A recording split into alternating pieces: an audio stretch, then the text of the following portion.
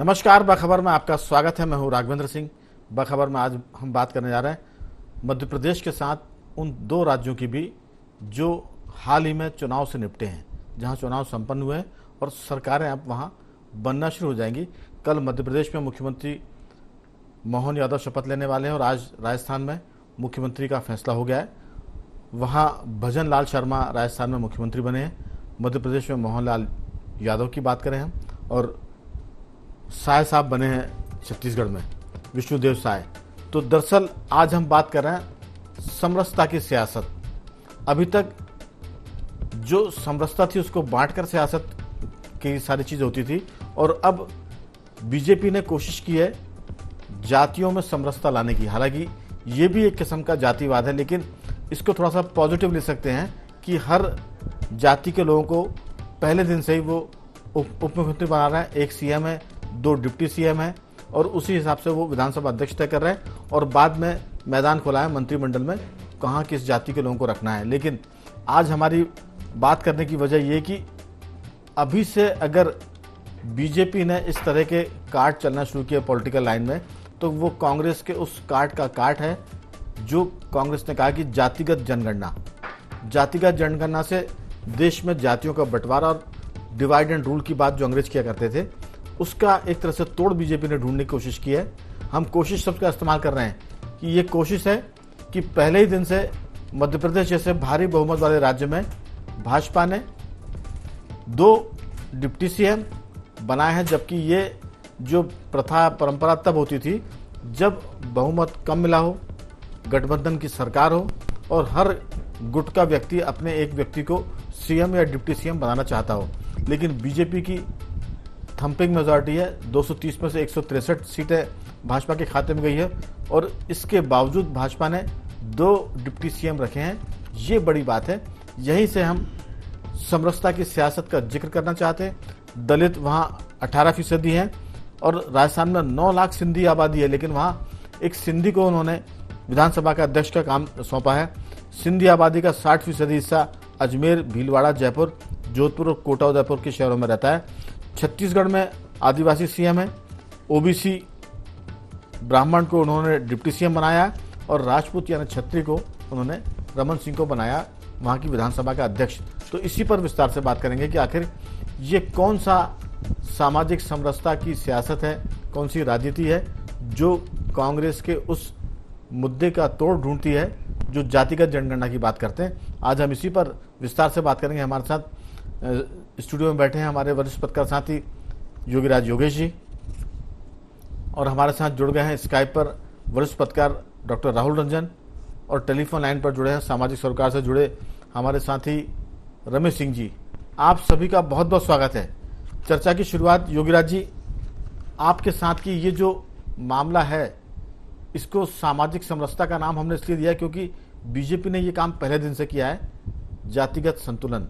लेकिन इसमें कटुता बढ़ेगी, समरसता आएगी, या ये कांग्रेस की उस नीति का, उस बात का एक तरह से तोड़ है, एक तरह से काट है कि देश भर में जातिगत जनगणना हम कराएंगे, जो अंग्रेजों के बाद जवाहरलाल नेहरू, इंदिरा जी और बाकी के प्रधानमंत्रियों ने बंद कर रखी थी, उसको खारिज कर दिया था। आपकी राय? देखिए राघवेंद्र जी, हमने सबने देखा 80-90 के दशक में मंडल कमंडल की जब राजनीति शुरू हुई, जातिगत राजनीति बहुत ज़ोर शोर से चली। जैसे तैसे वो कम हुई थी, तो अब राहुल गांधी ने उसको नए सिरे से हवा दी, और इसी का ये असर है जो मध्य प्रदेश के 3 राज्यों में जो चीफ मिनिस्टर्स और डिप्टी सीएम की जो नियुक्ति हुई है। निश्चित तौर पर राहुल गांधी इसको बहुत बड़ा मुद्दा मान के चल रहे हैं, और कई जगह उन्होंने अपने इलेक्शन कैंपेन के दौरान ये बात भी कही कि हम आए तो हम जाति जनगणना कराएंगे। हालांकि इससे कुछ होना जाना है नहीं, क्योंकि ये सबको पता है कि किस प्रदेश में कितनी जातियाँ कितने परसेंटेज में। और भारतीय जनता पार्टी ने थोड़ा एक कदम आगे बढ़ते हुए इसको इम्प्लीमेंट कर दिया। वही इम्प्लीमेंटेशन हमें इन 3 राज्यों के चुनाव के बाद नियुक्तियों में देखने को मिला। अब देखिए, पूरे जातिगत समीकरणों को साधते हुए, मतलब पहले ऐसा कभी नहीं हुआ कि मुख्यमंत्री के साथ ही डिप्टी सीएम की घोषणा कर दी जाए, लेकिन यहाँ ऐसा हुआ। और ये भी पहली बार हुआ कि ये, चूंकि कई बार चीफ मिनिस्टर का अपना एकल अधिकार होता था कि वो विधानसभा अध्यक्ष या और भी लोगों को अपने निर्णय से बना लेता था। लेकिन तीन महत्वपूर्ण नियुक्तियां और एक विधानसभा अध्यक्ष, 4 सीधे आला कमान ने की। तो ये एक नया ट्रेंड बीजेपी ने डेवलप किया, और ये इसलिए डेवलप किया कि बम्पर उनको जीत मिली, क्योंकि यहाँ इन तीनों राज्यों में आप ये देखिए इतनी विरोध की बातें आई गई, कई तरह की बातें हुई। राजस्थान में एक तरह से देखा गया कि वसुंधरा राजे थोड़ा सा विरोध में जा रही हैं, लेकिन सारे लोग बिना किसी उसके इतना आसानी से सारे नियुक्तियां हो गई कि कहीं कोई विरोध नहीं और कहीं कोई विरोध की आवाज़ भी नहीं जी। तो ये मोदी शाह का इफेक्ट है। और निश्चित तौर पर आज का दौर, आज की राजनीति जिस दिशा में जा रही है उसमें जाति बहुत बड़ा फैक्टर है।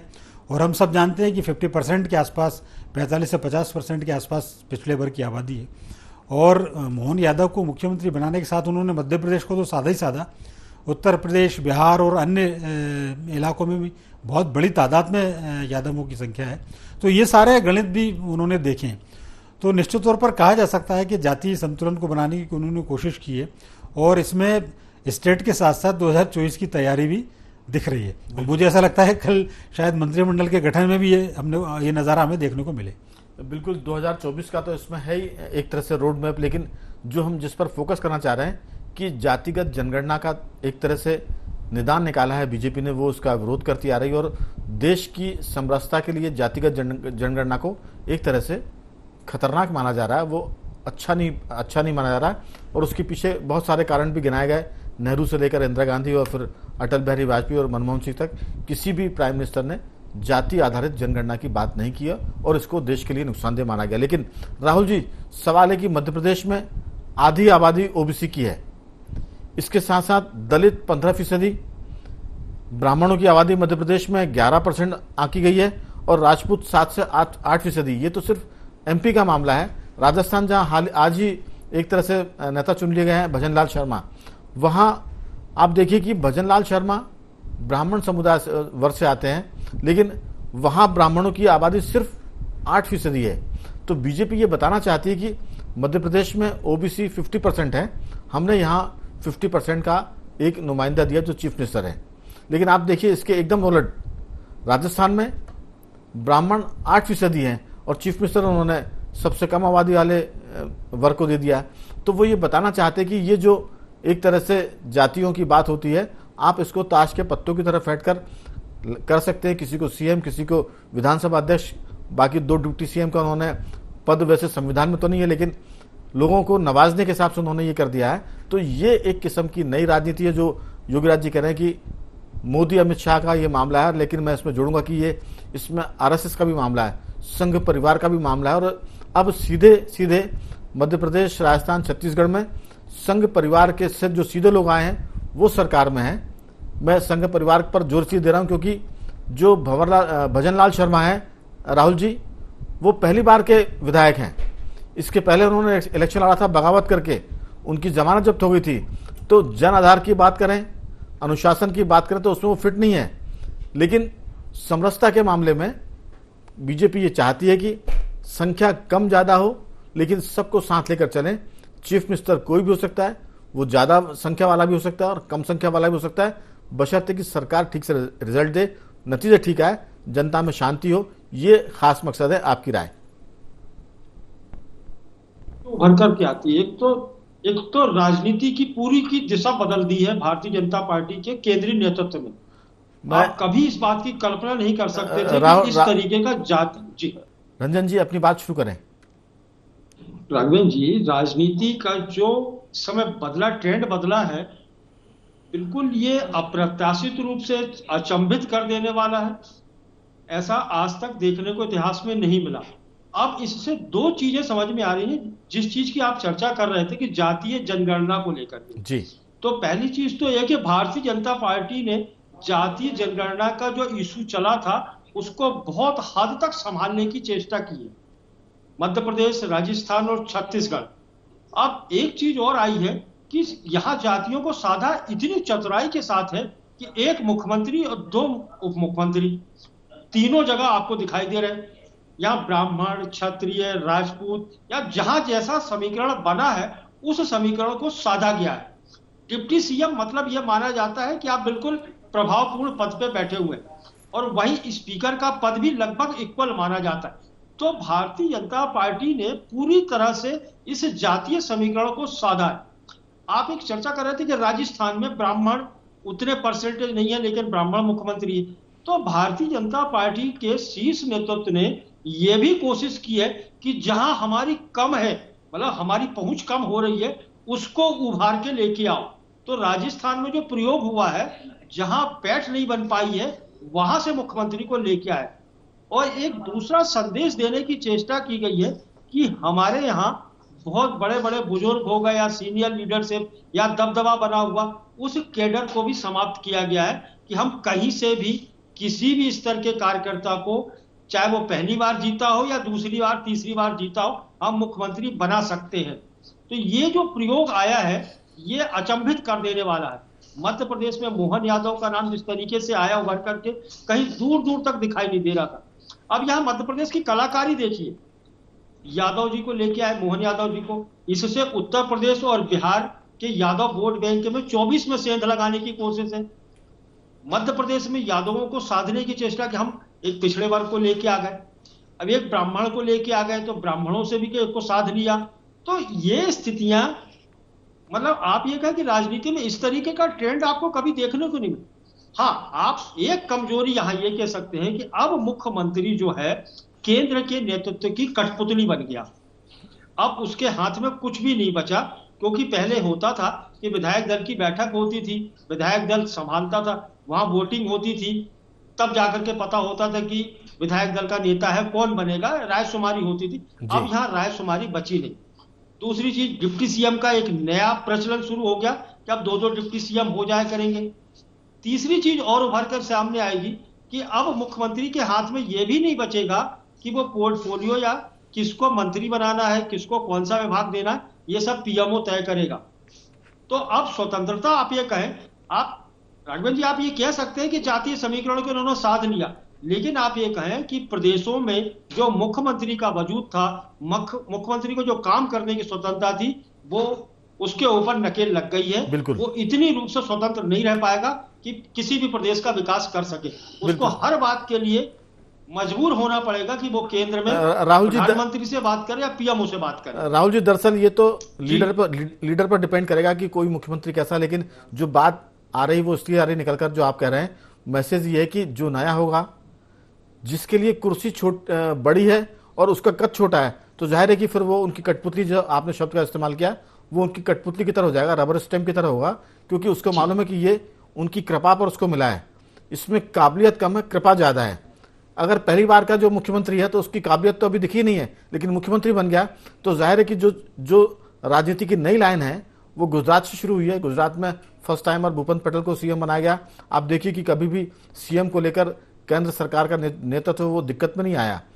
हो सकता है कि मध्य प्रदेश में शिवराज सिंह को लेकर या उमा भारती को लेकर या बाबूलाल को लेकर कभी हाईकमान को दिक्कत हुई हो, क्योंकि उसकी अपनी मर्जी है। अब तो मंत्रियों का चयन, उनके विभाग का वितरण और चीफ सेक्रेटरी और डीजीपी की नियुक्ति भी अगर दिल्ली के संकेत पर हो तो हैरत नहीं होगी। लेकिन मेरा बार बार फोकस इस बात पर है, मैं रमेश जी से पूछूंगा कि बीजेपी ने जातिगत जनगणना का एक जबरदस्त, कहेंगे कि उसका तोड़ निकाल लिया है, और उसमें राजस्थान में 8% ब्राह्मण है और मुख्यमंत्री बना दिया। राहुल गांधी का नारा है कि जिसकी जितनी जाति उसको उतना अधिकार। अब जाति तो 8% है लेकिन मुख्यमंत्री है, तो इसका मतलब कि उनका कहना है कि हम चीजें तो सब में बांटेंगे, सत्ता सब में बटेगी, लेकिन किसको कितनी मिलेगी ये हम तय करेंगे। उसमें जाति का आकार, प्रकार, उसकी संख्या का कोई ज्यादा मतलब नहीं होगा। ये एक इसमें नया संकेत है। रमेश जी, आपकी राय?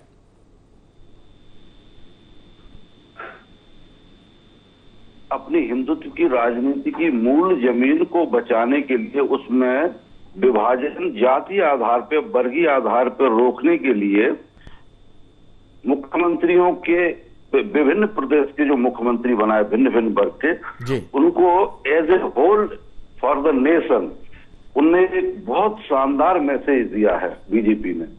और अपन ने ये देखा है कि पिछले चुनाव में राहुल गांधी ने भले ये नारा दिया कि हम जाति जनगणना करेंगे या जिसका जितना हिस्सा उसकी उतनी भागीदारी, लेकिन उसका उतना असर दिखा नहीं।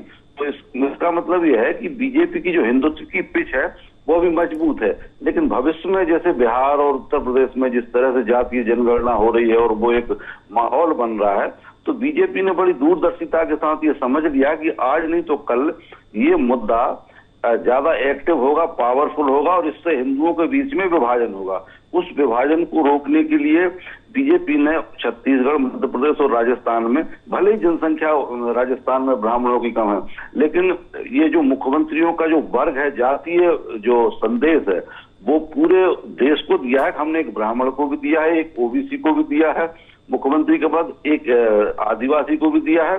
और दूसरी बात यह है कि इससे बीजेपी ने इस बार इसके माध्यम से जो सेकंड जनरेशन है उसको सामने ला। बीजेपी की बहुत शानदार स्ट्रेटेजी है। कांग्रेस में क्या होता है, बुढ़ापे तक चलती, जैसे कमलनाथ जी है, दिग्विजय सिंह है, अभी ठीक से चलने भी नहीं बन रहा होगा, लेकिन वो लाइन में थे। बीजेपी ने समय रहते सेकंड लाइन को ले आई। लेकिन रमेश जी, ये स्ट्रेटेजी शानदार तब मानी जाएगी, अभी तो हम उम्मीद कर रहे हैं कि ये स्ट्रेटेजी, बड़ी रणनीति शानदार है। अगर ये सफल होते हैं तो मध्य प्रदेश में मोहन यादव सफल हो जाएं, भजनलाल जी राजस्थान में हो जाएं और विष्णुदेव साय छत्तीसगढ़ में हो गए, तो फिर ये भाजपा की, ये संघ की जो रणनीति ये सफल होगी। अभी तो ये कसौटी पर है। जी राघवन जी, देखिए प्रयोग तो किया है उनने, और मैं समझता हूं कि प्रयोग अगर किया है तो हो सकता है कुछ कमी बेसी हो। सेंट्रल लीडरशिप बैठी तो है, अच्छा यहाँ पे जो बुजुर्ग राजनेता है वो भी उनकी मदद करेंगे, समय समय पर केंद्र भी देखेगा, उनको मार्गदर्शन देगा। अच्छा, इसके बाद इन जो जैसे शिवराज जी का कामकाज था वो भी एक उदाहरण के रूप में उनके सामने रखा है। अच्छा, संघर्ष इनने भी किया है, जो मुख्यमंत्री बने हैं, जनता के बीच में इनने भी काम किया है, तो वो अनुभव काम आएगा। थोड़ा बहुत 19-20 हो सकता है तो उसकी भरपाई करेंगे, लेकिन इससे उनने जो मतलब जो जातीय आधार पर हिंदुओं को विभाजन करने की जो बहुत खतरनाक रणनीति चल रही है, भले ही वो उसको आप कोई भी नाम दे लें, तो उसको बीजेपी ने बड़ी सटीकता के साथ, बड़ी दूरदर्शिता के साथ साधने की कोशिश की है। और मैं ये मानता हूं, मैं लौटूंगा आपके पास, आपकी बात अभी अधूरी है, हम उसको पूरा करेंगे। रमेश जी, बात पूरी करिए। जी, बीजेपी ने इस फार्मूले से उत्तर भारत की पूरी जातीय संरचना को हिंदुत्व में समायोजित करने की बहुत शानदार कोशिश की है। अच्छा, अब मैं ये मानता हूं कि 100% कामयाब नहीं होगी। अगर ये 70% भी कामयाब होती है तो धीरे धीरे इसे वो 100% की तरफ ले जाने के प्रयास तो करेंगे। 100% तो कुछ होता नहीं है। तो ये जो फार्मूला है, ये बीजेपी जो लॉन्ग टर्म हिंदुत्व के संरक्षण की जो लॉन्ग टर्म पॉलिसी है, उसका बहुत बेहतरीन हिस्सा मैं आपको बताऊं, 370 एक दिन माना जाता था कि असंभव से हटाना, लेकिन बीजेपी ने उसे आज हटाकर और कल उसका जो परसों फैसला आया है, तो ये उदाहरण पेश कर दिया कि अगर किसी एक एजेंडे पे आप चलेंगे तो आज नहीं तो कल नहीं तो परसों आप उसमें 100% कामयाब हो जाएंगे। तो बीजेपी इसमें कामयाब होगी, इसमें कोई शक नहीं है। ये बीजेपी की बहुत लॉन्ग स्टैंडिंग और बहुत दूरदर्शिता की पॉलिसी है और ये इसमें कोई शक नहीं। चलिए योगीराज जी, अभी इस तमाम जो पॉलिसी की बात है, बीजेपी ने जो किया है, 1 सीएम 2 डिप्टी सीएम, इस पर लोग बहुत बात करेंगे, इस पर बड़ी इसकी व्याख्या की जाएंगी, इसके दूरगामी नतीजे अच्छे आएंगे बुरे आएंगे, लेकिन अभी तो सब चीजें पॉजिटिव है। आपकी राय? देखिए राघवन जी, चूंकि सबको प्रतिनिधित्व देने की बात बीजेपी करती है और अभी इन सारी तमाम कोशिशों के बावजूद अभी भी एक थोड़ा सा खालीपन नज़र आता है, और वो ये है कि भारतीय जनता पार्टी महिलाओं को 33% आरक्षण की बात करती है, लेकिन इन तीनों स्टेट्स में, हालांकि दिया कुमारी जी को डिप्टी सीएम बनाया है, लेकिन चीफ मिनिस्टर किसी स्टेट में नहीं बनी। तो मुझे ऐसा लगता है कि इस सेगमेंट को भी कहीं ना कहीं से कवर करने की कोशिश की जाएगी, क्योंकि ये बहुत भाजपा की कोर वोट बैंक है महिलाएं, और यदि अभी नहीं हुआ तो मुझे ऐसा लगता है कि शायद मंत्रिमंडल का जब गठन होगा तब इस सेगमेंट की संख्या ज़्यादा दिखेगी। बहरहाल कोशिश यही की गई है, जैसा कि रमेश सिंह जी कह रहे थे, कि हिंदुत्व में जो सेंध लगाने की कोशिश हो रही थी उसको रोकने के प्रयास हुए हैं। राजस्थान इसमें अलबत्ता मुझे इसलिए थोड़ा सा अलग लगता है। राजस्थान में बहुत बड़ा आप और हम सब जानते हैं कि राजस्थान में 2 वर्ग जो है बड़े आक्रामक हैं, एक राजपूत और दूसरे जाट और तीसरे गुर्जर। अब राजपूत अपनी ठसक नहीं छोड़ रहे, जाट अपना जिद्दीपन नहीं छोड़ रहे। वहाँ मीणा भी है, मीणा भी है जी। तो इन सब चक्करों में उन्होंने एक ऐसा आदमी दिया कि उन्होंने कहा आप लोग अब अलग होते रहो, हम एक नया कैंडिडेट लेके जाएंगे, नई जाति का लेके आएंगे ताकि वो सबको स्वीकार हो। यदि दोबारा से किसी राजपूत को चीफ मिनिस्टर बनाते, जैसा कि वसुंधरा राजे चाह रही थी, तो जाट का असंतुलन बैठता, जाटों को चीफ मिनिस्टर बनाते तो राजपूत विरोध में जाते। बिल्कुल ऐसे ही किसी वर्ग विशेष जो वहाँ की जो प्रोमिनेंट जाति है उनमें से उन्होंने किसी को नहीं बनाया। और ये शर्मा को बनाने का उद्देश्य ये है कि एक न्यूट्रल, हम किसी के उसमें नहीं है, इसलिए हम एक ऐसा कैंडिडेट दे रहे हैं जो कम, जिनकी आबादी कम है। भजन लाल शर्मा के साथ तो बहुत सारी बातें हैं। वो पहली बार के विधायक हैं, इसके पहले वो बागियों के लड़े थे, जमात जब्त हो गई थी। तीसरा कि वो 8% 9% की जो आबादी उसके वो एक तरह से रिप्रेजेंटेटिव वहाँ हैं। तो ये बहुत सारी चीज़ें, लेकिन आगे हमने कहा कि इस पर बहुत छिदानुवेशन होंगे, लोग इसकी बड़ी व्याख्या करेंगे, चर्चा होंगी, इसमें मीन मेख निकाली जाएंगी और अच्छाई भी लोग ढूंढी जाएगी। लेकिन जहाँ तक छत्तीसगढ़ की बात है, राहुल जी, छत्तीसगढ़ आदिवासी का मामला है। वहाँ 30.60% तो आदिवासी हैं। छत्तीसगढ़ में पिछड़े वर्ग की आबादी 52% है, लेकिन वहाँ मुख्यमंत्री बनाया 30% वाले को। ऐसे 30% वाले को छत्तीसगढ़ में सीएम बनाया, 8% वाले को राजस्थान में बनाया और मध्य प्रदेश में 50% वाले को सीएम बनाया। तो ये जो अभी उनके पहला मामला है, ये एक तरह का प्रयोग है और धीरे धीरे इसमें सुधार भी होंगे, इसकी आलोचनाएं भी होगी, इसके लाभ भी मिलेंगे। और खासतौर से कांग्रेस की वो काट है जो जातिगत जनगणना को लेकर एक तरह से भाजपा को परेशान किए हुए थी और देश में जातिगत बंटवारे की तरफ खतरनाक तरीके से जाने की आशंकाएं जताई जा रही थी। उसका ये एक तरह से निकाल है, एक रास्ता है, समाधान है। आपकी राय? या भारतीय जनता पार्टी ने वो प्रयोग इसलिए किया है कि जो महत्व राजनीतिक दल दे नहीं पा रहे थे आदिवासियों को, तो उन्होंने एक चेहरा सामने कर दिया, तो वहां पैठ जमाने की चेष्टा की गई। बिल्कुल। दूसरा, मध्य प्रदेश में यदि मोहन यादव को बनाया गया है तो आप ये समझिए कि मोहन यादव को बनाने के दो मायने भारतीय जनता पार्टी में। एक तो ये है कि आने वाले लोकसभा चुनाव में उत्तर प्रदेश और बिहार को हम कुछ हद तक साध पाएंगे, क्योंकि यहाँ बहुत ज्यादा असर पड़ता है कि देखो भाई हमने सब लोग इसी पर बात कर रहे हैं। मोहन यादव अभी यादव समाज के इतने बड़े लीडर नहीं है, वो इस्टेब्लिश होंगे मुख्यमंत्री बनने के बाद कि वो लालू यादव की काट हो पाए, वो मुलायम सिंह के परिवार की एक तरह से वो रास्ता हो पाए। अभी ये युवा हैं, नए नए मुख्यमंत्री हैं, इनके कामकाज से ये बाकी राज्यों के यादवों को पीछे छोड़ने की बात हो सकती है। समय की थोड़ी सी कमी है, अभी समय समाप्ति की तरफ है। एक आध वाक्य में अपनी बात पूरी करें, फिर मैं इसको कार्यक्रम को समापन की तरफ ले जाऊंगा। बस एक चीज मैं आप ये कहना चाहूंगा कि ये जो प्रयोग किया गया है, ये प्रयोग अपनी जगह जातीय ध्रुवीकरण को साधने के लिए तो किया गया, लेकिन इस प्रयोग को लेकर जिसकी आप बात कर रहे हैं, दो डिप्टी सीएम यहां जाकर के अपने मतलब प्रतिस्पर्धा बढ़ जाएगी और रस्साकसी शुरू हो जाएगी। एक नया पैटर्न चलिए, इसका भी कोई रास्ता ढूंढेंगे। रमेश जी, कुछ कहना चाहेंगे आप? बहुत संक्षेप में 2-4 वाक्यों में।